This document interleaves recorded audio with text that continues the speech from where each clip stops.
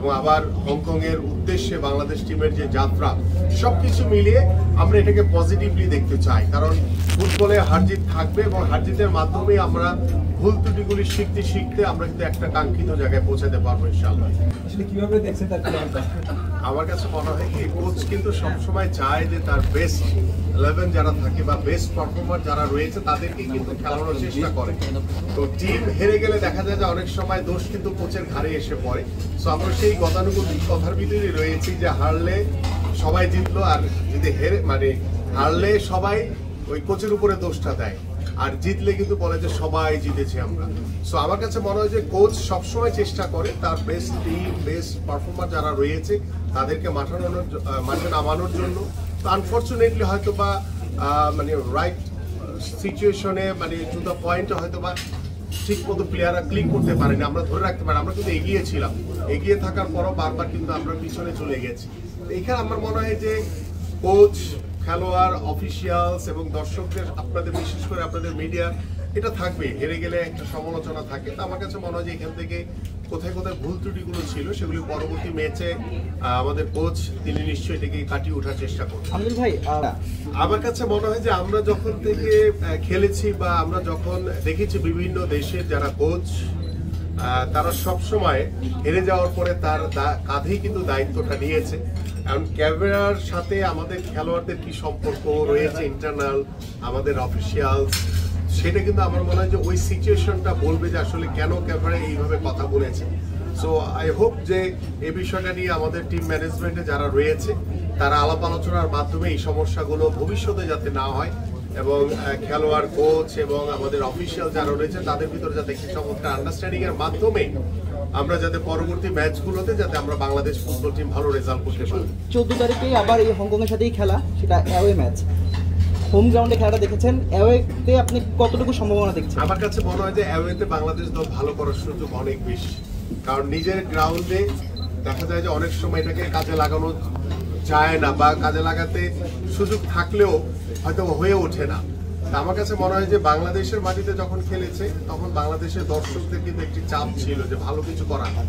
এই যে স্নায়ুর যে চাপটা সেটা হয়তো আমাদের খেলোয়াড়রা প্রপার ওয়েতে নিতে পারেনি, বাট হোপফুলি সেখানে অ্যাওয়ে ম্যাচে কিন্তু বাংলাদেশের কোনো দর্শক থাকবে না। সো আমার মনে হয় যে প্লেয়াররা ওইখানে আরো ভালো কিছু করার সুযোগ রয়েছে। আসলে অনেক সময় প্লেয়ারদের ভিতরে একটি ভালো লাগা বা কষ্ট থেকে যায়।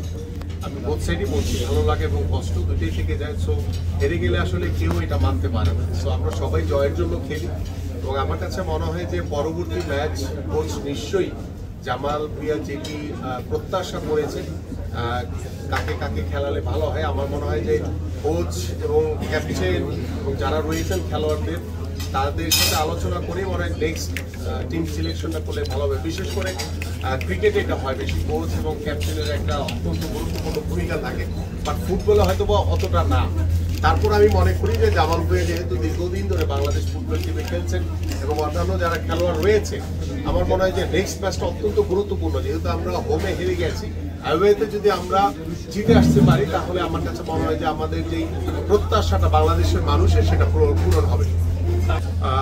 ওয়েল, আসলে আমরা বাংলাদেশ টিম আমি যখন খেলেছি দেখা যায় যে আমরা ওই শেষ মুহূর্তে গিয়ে আসলে অনেক সময় আমরা খেই হারিয়ে ফেলি, এবং আমাদের যে কাঙ্ক্ষিত যে রেজাল্টের যেটার জন্য প্রত্যাশা করে এদেশের সাধারণ মানুষ, বাংলাদেশের ফুটবল প্রেমী মানুষ, তারাই সেই শেষ মুহূর্তে গিয়ে আমরা পেরে উঠি না অনেক সময়।